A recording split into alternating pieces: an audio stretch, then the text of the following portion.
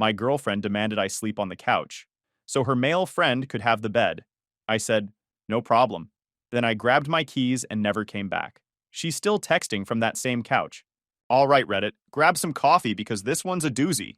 My girlfriend of 2 years asked me to sleep on the couch so her male friend could take my spot in the bed, in my apartment. That I pay for. Let me tell you how that conversation ended. I'm 31, work as an HVAC technician in Arizona, and I've been living in the same apartment in Phoenix for about 4 years now. Nothing fancy, just a two-bedroom place in a decent neighborhood with good AC and a parking spot for my truck. The complex has a pool I never use and a laundry room that's always busy on weekends. But otherwise, it's quiet. Just working professionals and a few retirees who water their plants at dawn. The apartment itself took me forever to furnish properly. When I first moved in, I had a mattress on the floor and a folding chair. 4 years later, I'd turned it into an actual home. Real furniture, not the hand-me-down stuff from college. A couch I'd saved up for. A bed frame with a headboard like an adult. Kitchen appliances that actually worked. It was simple, but it was mine, and I was proud of it. The second bedroom I converted into a home gym/storage space because I'm single. And what else was I going to do with it? Had a bench in there, some free weights, a pull-up bar mounted in the doorframe. Nothing fancy but enough to stay in shape without paying for a gym membership. My truck was my other pride and joy. A 2015 Ford F-150 that I'd bought used, but treated like new. Changed the oil religiously. Kept it clean inside and out. Handled the minor repairs myself because working with my hands is what I do. Some guys have hobbies like golf or video games. I've got my truck and the occasional project car I pick up cheap from auctions. Well, I was single. Then I met Brittany. We connected at a mutual friend's birthday party about 2 years ago. She was 28, worked as an administrative assistant at a real estate office, and had this smile that could light up a room. We hit it off immediately, exchanged numbers, and before I knew it, we were dating exclusively. She was different from the women I dated before, more put together. Had her own apartment, her own car, a job that paid actual bills. Seemed like she had her head on straight. Our first few dates were simple. Dinner, movies, a hike once, when the weather wasn't trying to kill us. She laughed at my jokes, asked about my work like she actually cared, and never complained about where I took her or what I drove. By the third month, we were basically inseparable. She'd come over after work, and we'd cook dinner together. She'd fall asleep on my couch while I watched sports, and somehow that felt like the best thing in the world. I started thinking about the future for the first time in years. Marriage, maybe kids eventually, a house with a garage where I could work on cars while she did whatever made her happy. Brittany moved into my place about 8 months into the relationship. Looking back, that was probably too fast. But when you're in love, you don't think about stuff like that. You just think about how nice it is to wake up next to someone, to have dinner together, to build something with another person. The move-in went smooth enough. She didn't have much stuff, just clothes and some kitchen gadgets and a collection of books she never actually read. We merged our lives piece by piece. Her bathroom stuff mixed with mine, her shows in my TV queue, her name on the mailbox next to mine. Looking back, there were probably warning signs even then. Little things I brushed off because everything else seemed so good. She'd get annoyed when I worked late, even though she knew the job was like that. She'd compare our apartment to her friends' places, always finding something lacking. She'd scroll through social media and sigh at pictures of vacations we couldn't afford. But I told myself that was just normal relationship stuff. Nobody's perfect, right? My job keeps me busy. HVAC work in Arizona is basically year-round employment because the heat never stops trying to kill people's air conditioning units. Summers are brutal, 14-hour days sometimes, crawling around in attics that feel like the surface of the sun. Your clothes are soaked through by 10 a.m. Your tools get so hot they'll burn your hands if you're not careful. You're sweating so much you have to remember to hydrate constantly, or you'll end up in the ER. But the pay is solid, and I've built up a good reputation with a company that treats its people right. My boss Frank is this old-timer who started the business 40 years ago and runs it like family. Guys who work hard get rewarded. Guys who slack off get pushed out. It's simple and fair, and I've always appreciated that about him. The crew I work with are good people too. Dave and Ramon have been there since before I started. We've got this rhythm now, working jobs together without needing to say much. They know when to pass me tools. I know when to cover their breaks. We grab lunch at the same taco truck, complain about the same customers, share the same sense of humor that only develops after years of shared suffering. The point is, I work hard. I provide. The apartment was mine before Brittany, and even after she moved in, I never asked her to split rent equally. She paid a third. I covered the rest plus utilities. Seemed fair since I made more money, and it was my place first. Everything was good. At least, I thought it was. The problems started creeping in about 6 months ago, though I didn't recognize them for what they were at the time. Brittany had this friend from college named Austin. They'd been buddies since freshman year, she said. Just friends, nothing romantic. They tried dating once and realized they were better as pals. Classic story, right? I had no reason not to believe her. She'd mentioned him occasionally over the course of our relationship. Austin said this, Austin did that. He came up in stories about her college days, always as a side character. Some dude who was part of their friend group, but nothing special. Austin moved back to Phoenix from somewhere up north. He'd been gone for years, doing whatever he was doing, and suddenly he's back in town and reconnecting with old friends. Brittany was excited about it. Said it would be great to have her old crew back together. I'm not the jealous type. Never have been. My philosophy has always been that if someone wants to cheat, they're going to cheat whether you're paranoid about it or not. Trust them until they give you a reason not to. So when Brittany started hanging out with Austin more, I didn't make a big deal about it. They'd grab coffee, go to lunch. She'd text him throughout the day and laugh at whatever he was saying. Normal friend stuff, I figured. Everyone has friends outside their relationship, and expecting your partner to cut off all ties with the opposite gender is toxic nonsense. At least that's what I told myself. But then the dynamic started shifting. First, it was little comments. Austin thinks I should try that new restaurant downtown. Austin says I need to be more adventurous. Austin thinks Phoenix is too boring and we should travel more. Cool, I thought. Austin sure has a lot of opinions about my girlfriend's life. Then Brittany started comparing us. Not outright, not maliciously, but in these subtle ways that stung more than she probably realized. I'd come home exhausted from a 10-hour day fixing commercial AC units, and she'd be on the phone with Austin, laughing about some inside joke. When she hung up, she'd look at me and say something like, Austin's been to 12 countries. Can you believe that? 12. We've never even been outside Arizona together. I'd point out that I can't exactly take 2 weeks off during summer when everyone's AC is dying, but that explanation never seemed to satisfy her. She'd just sigh and scroll through Austin's Instagram, showing me pictures of him in various exotic locations. Thailand, Portugal, Iceland. Like I was supposed to feel bad for not having a life of permanent vacation. The criticism got sharper. My hobbies were boring. My truck was too old. I didn't take her anywhere exciting. I was always tired. I never wanted to do anything spontaneous. Every observation about my life came with an unspoken comparison to this dude who apparently lived like every day was a Red Bull commercial. Meanwhile, Austin was this fountain of adventure and excitement. Austin went skydiving last month. Austin's thinking about moving to Costa Rica. Austin doesn't believe in settling down. Austin lives for the moment. I started to dread hearing that name. It would pop up in every conversation, every dinner, every quiet moment. Austin, Austin, Austin. Like he was some kind of religious figure I was supposed to worship. About 2 months before the couch incident, Brittany dropped a bomb on me. Austin's lease was ending, and he was between places. Could he stay with us for a few weeks while he figured out his next move? Every instinct in my body screamed no. But what was I supposed to say? If I refused, I'd look like an insecure boyfriend who couldn't handle his girlfriend having male friends. If I said yes, I'd be letting this dude into my home. It felt like a trap either way. I made a decision I'd come to regret. I said yes, but with conditions. He could stay in the spare room, the one I'd converted into a gym. I'd clear out some of my equipment temporarily, 2 weeks max, and he'd need to contribute something toward groceries and utilities. Brittany was thrilled, hugged me, called me the best boyfriend ever, said she knew I was a good guy. For a moment, I felt like maybe I was just being paranoid about this whole Austin thing.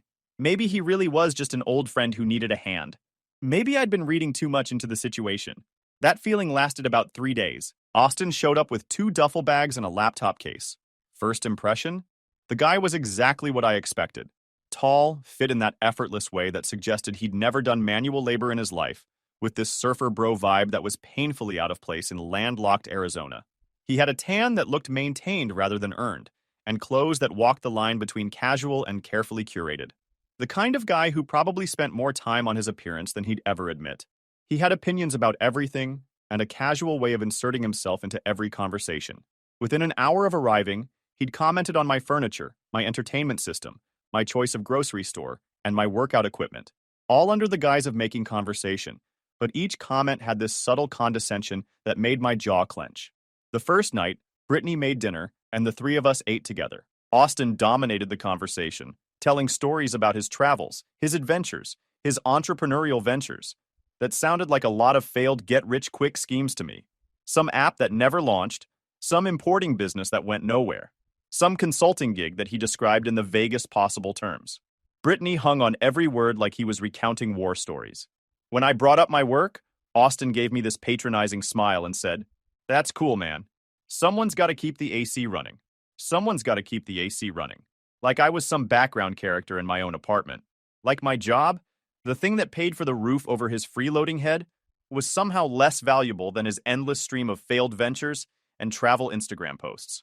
I didn't respond, just kept eating. But something shifted in me that night. A tiny crack in the trust I'd been trying so hard to maintain. The 2 weeks came and went. Austin was still there.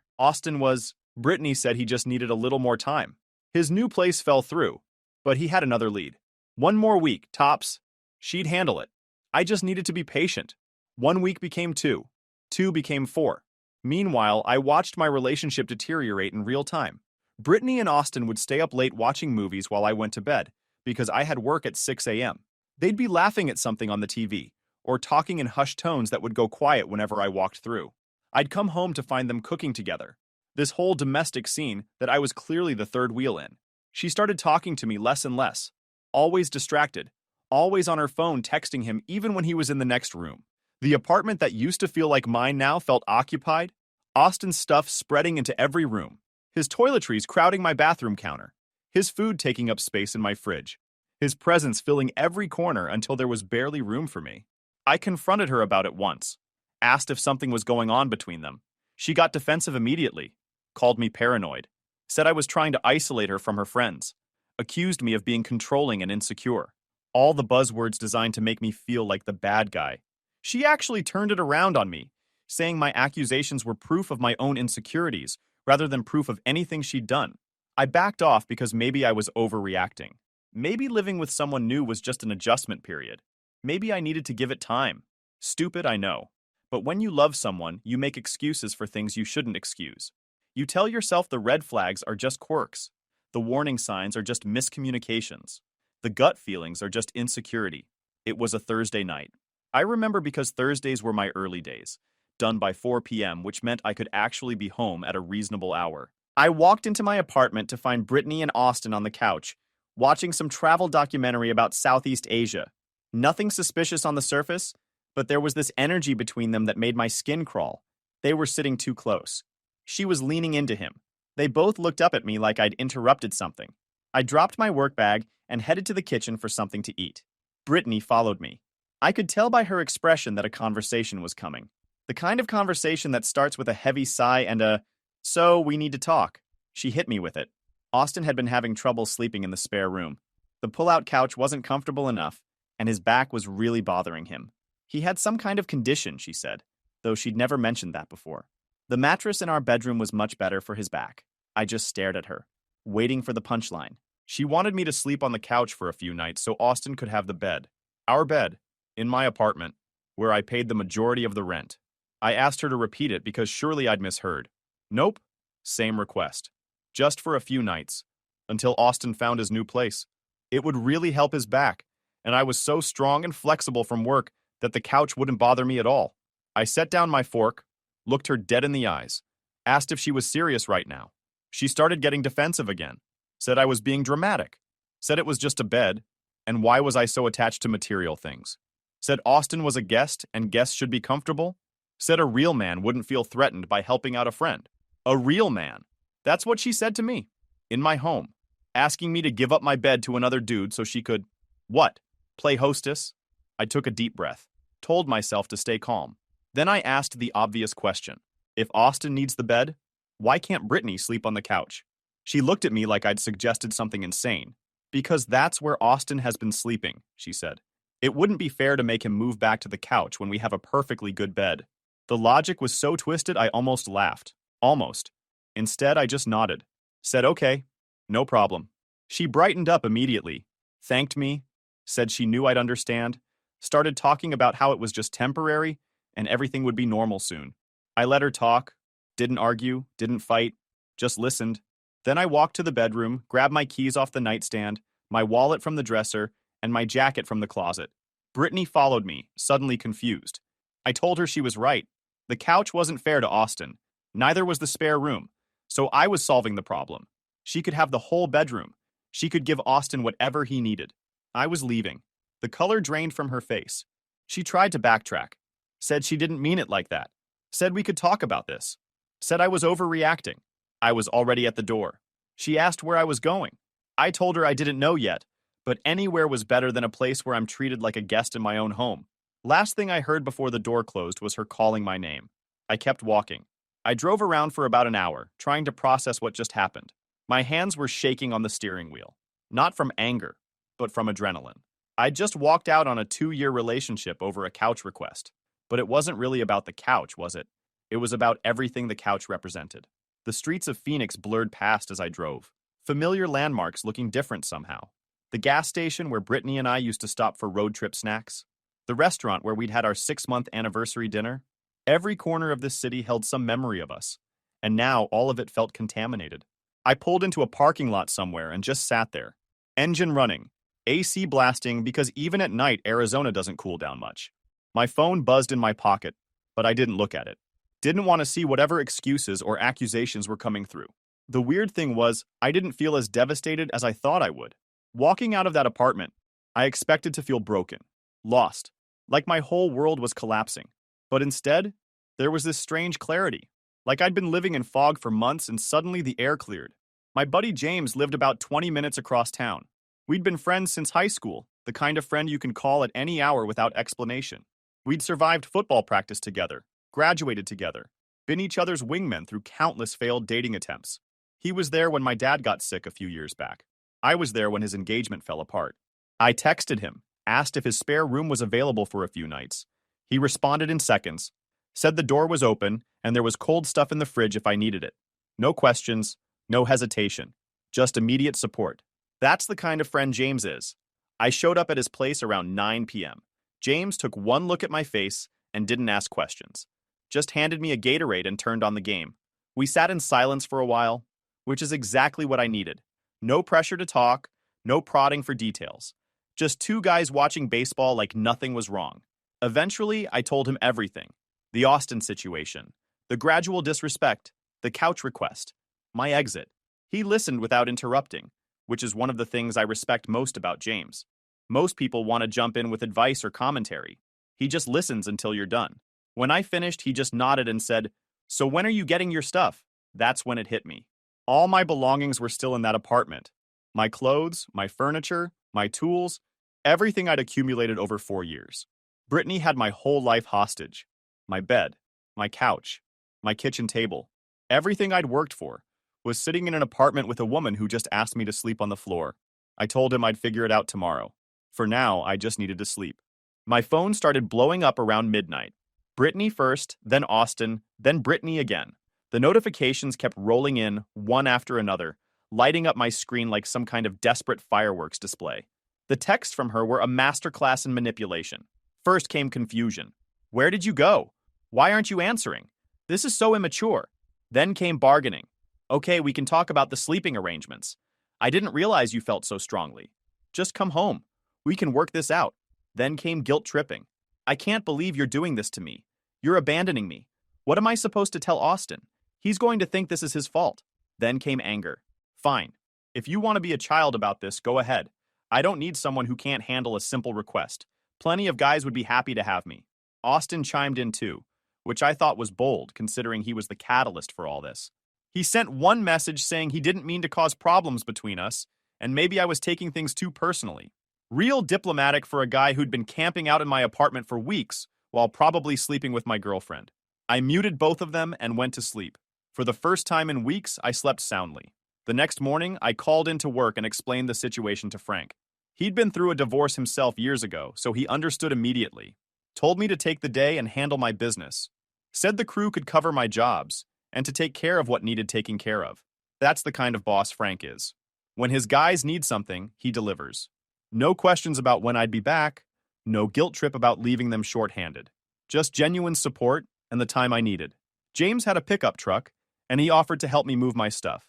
We grabbed breakfast at this diner near his place, went over the game plan, and headed to the apartment mid-morning, When I knew Brittany would be at work, I still had my key, and everything in there was mine anyway.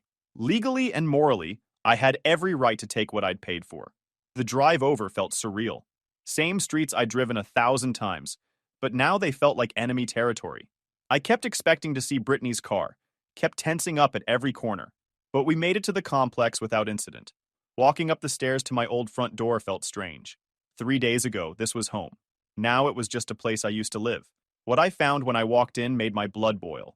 The spare room, which was supposed to be temporary housing for Austin, had been completely rearranged. His stuff was everywhere. Clothes in my closet, toiletries in my bathroom, his laptop on my desk. The guy had fully moved in. My gym equipment had been shoved into a corner, covered with a blanket like it was embarrassing. His posters were on the wall. His shoes were lined up by the door. It looked like he'd lived there for months, not weeks. But that wasn't the worst part. When I walked into the bedroom, I saw it. 2 pillows on my side of the bed, 2 water glasses on the nightstand, a pair of Austin's shoes by the door. They'd been sleeping together, in my bed, while I was paying rent, while I was working 14-hour days in 100-degree heat so she could have a nice apartment to live in, while I was making excuses for her behavior and giving her the benefit of the doubt. The evidence was everywhere once I started looking. His charger plugged in by my side of the bed, his clothes mixed with hers in the laundry basket. Little signs of domestic intimacy that told the whole story without needing words. The couch request wasn't about his back. It was about them wanting me out of the picture so they could stop sneaking around. They probably thought I was too stupid to figure it out, too trusting, too nice. I stood there for a moment, just taking it in. James came up behind me, saw what I was seeing, and let out a low whistle. For about 30 seconds, I considered doing something stupid, breaking things, confronting them, making a scene. My hands were balled into fists, and there was this heat rising in my chest that felt dangerous. But then, this strange calm settled over me. What would that accomplish? It wouldn't change what they did. It wouldn't get my time back. It would just make me look unstable and give Brittany ammunition to play the victim. She'd tell everyone I trashed the apartment, went crazy, proved that I was the bad guy all along. Nah, not giving her that satisfaction. So instead, I got to work. James and I spent 4 hours systematically removing every single thing that belonged to me from that apartment. The TV I'd bought, the couch, ironically, the kitchen appliances, my bedroom furniture, all my clothes, my tools, my gym equipment, everything that was mine. We worked efficiently, like a military operation, room by room, piece by piece, load after load to the truck, then to the storage unit I'd rented that morning. By mid-afternoon, the apartment was stripped of everything I'd contributed over 4 years. When we were done, the place looked hollow. Brittany would come home to bare walls, an empty living room, and no bed to sleep in. Hope Austin's back enjoys the floor. Hope his 12 countries prepared him for roughing it. I left my key on the kitchen counter with a note that said, "Good luck with the rent. It's due on the 1st. Brief, professional, cold, exactly what she deserved." Brittany came home that evening to discover what I'd done. The calls and texts ramped up to nuclear levels. She was crying on my voicemail. "How could you do this? You took everything. I can't even sleep tonight because there's no bed. This is cruel, even for you. Even for me. Like I was the villain in this story." Austin called too. Now his tone was different. Less condescending, more panicked. He was saying something about how he and Brittany were just friends, and I was misreading the situation. Said the bedroom thing was innocent, he just needed better back support. I'm sure the 2 water glasses on the nightstand were for back support too. James was monitoring my phone while I packed everything into a storage unit. He'd read the messages out loud, and we'd both shake our heads at how pathetic they sounded. By day 3, Brittany's tone shifted again. Now she was trying a different approach. She admitted that maybe she'd gotten too close to Austin. Said it was emotional but never physical. Said she'd been feeling neglected because I worked so much, and Austin was just there, and one thing led to another. Classic blame shifting. I worked too much to provide for the apartment she lived in, so naturally she had to find emotional support in another man's arms. Made perfect sense. I still didn't respond to any of it.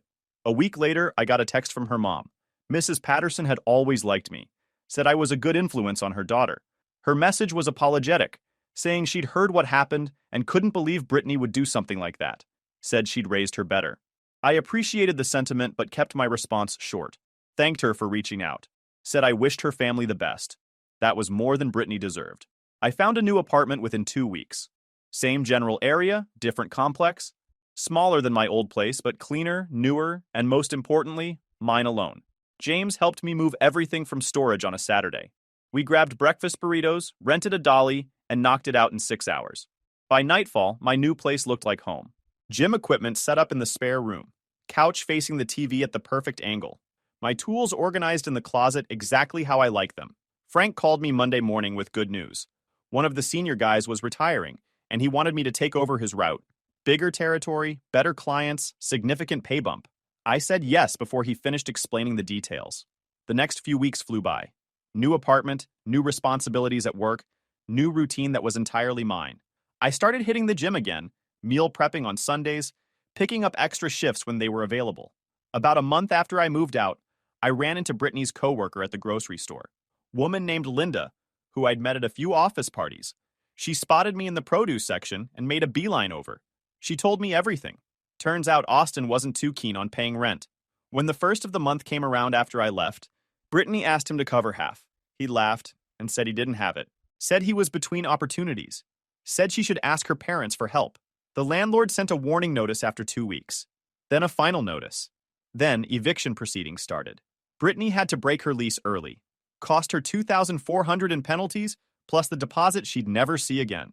She moved back in with her parents in Scottsdale, cramming her stuff into her childhood bedroom at 28 years old. Austin, he bounced within 3 days of the eviction notice. Packed his 2 duffel bags and his laptop, said he had a friend in Tucson who could put him up.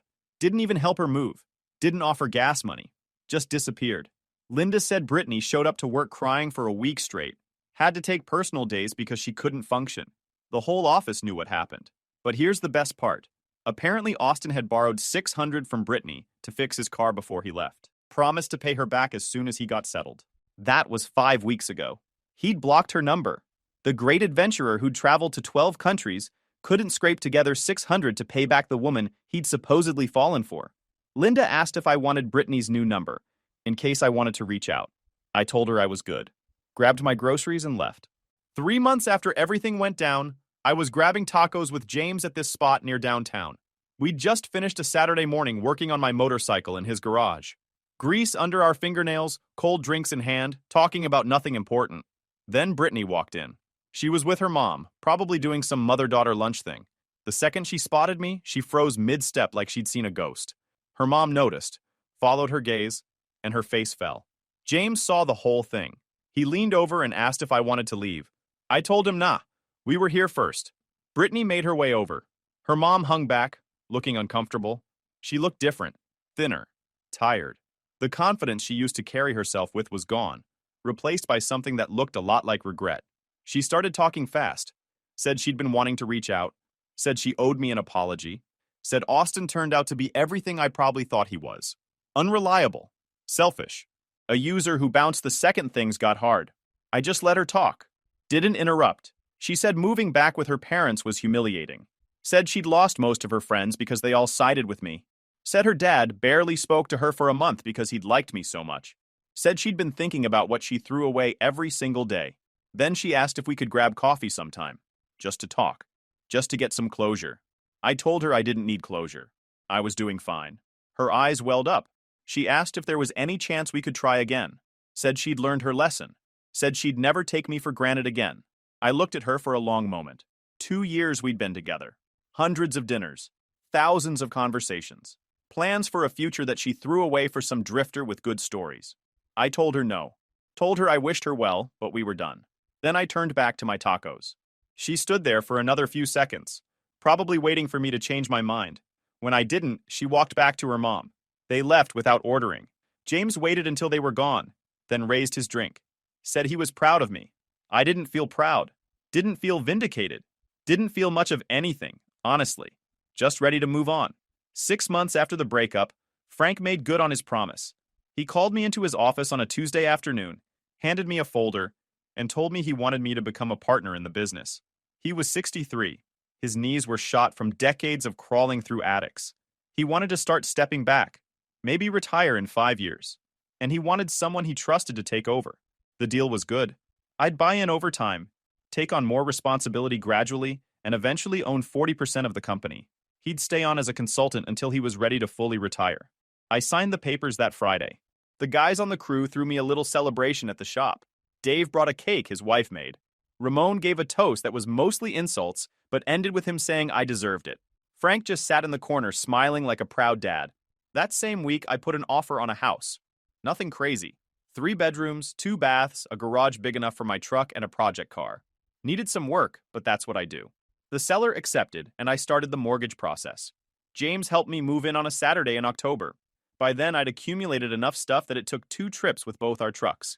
We finished around sunset, cracked open some sodas on the back patio, and watched the sky turn orange over the mountains. He asked if I ever thought about Brittany anymore. I told him honestly. Sometimes. Not with anger or regret. Just wondering how things could have gone so differently. How someone I thought I knew could turn out to be someone else entirely. He nodded and said, "That's life. People surprise you. Sometimes good, sometimes bad. You just gotta keep moving." The next morning, I woke up in my own house. My name on the deed. My truck in the garage. My future spread out in front of me with no one else's fingerprints on it. First thing I did was make coffee in my new kitchen. Second thing I did was start a list of all the projects I wanted to tackle. New deck in the backyard. Convert the 3rd bedroom into a proper home gym. Maybe build some shelving in the garage. Enough to keep me busy for years. 8 months after I walked out of that apartment, I was at a hardware store picking up supplies for the deck project when my phone buzzed. Text from an unknown number. Turned out to be Brittany's dad. He apologized for reaching out randomly. Said he'd gotten my number from his wife. Said he just wanted me to know that he was sorry for how things turned out. That he'd always thought of me like the son he never had. That watching Brittany throw away our relationship for some wandering fool was one of the most frustrating things he'd ever witnessed as a father. He said Brittany was doing better now. Got a new job. Started seeing someone from her office. He hoped it worked out for her, but he also hoped I'd found someone who appreciated me. I thanked him for the message. Told him I was doing well. Told him I'd always appreciated the time we spent together working on stuff in his garage. Meant it too. The man taught me more about engines in a few months than I'd learned my whole life before that. He sent back a thumbs up emoji. That was it. Simple closure from someone who actually deserved it. 2 weeks later, I met someone. Her name was Jessica. Nurse at the hospital downtown, worked the overnight shift, which meant her schedule was as brutal as mine. We met at the diner where I'd started eating breakfast on Saturday mornings. She was sitting at the counter, scrubs still on, dead tired, but still smiling at the waitress. We got to talking because the only open seat was next to her. Found out we both worked jobs that most people didn't understand. Both valued stability over excitement. Both preferred quiet nights at home over bars and clubs. I asked for her number before I left. She gave it to me without hesitation. Our first date was a week later. Nothing fancy, just dinner at an Italian place near my new house. She asked questions about HVAC work and actually listened to the answers. Didn't check her phone once. Laughed at my jokes even when they weren't that funny. At the end of the night, she said she'd had a great time and wanted to do it again.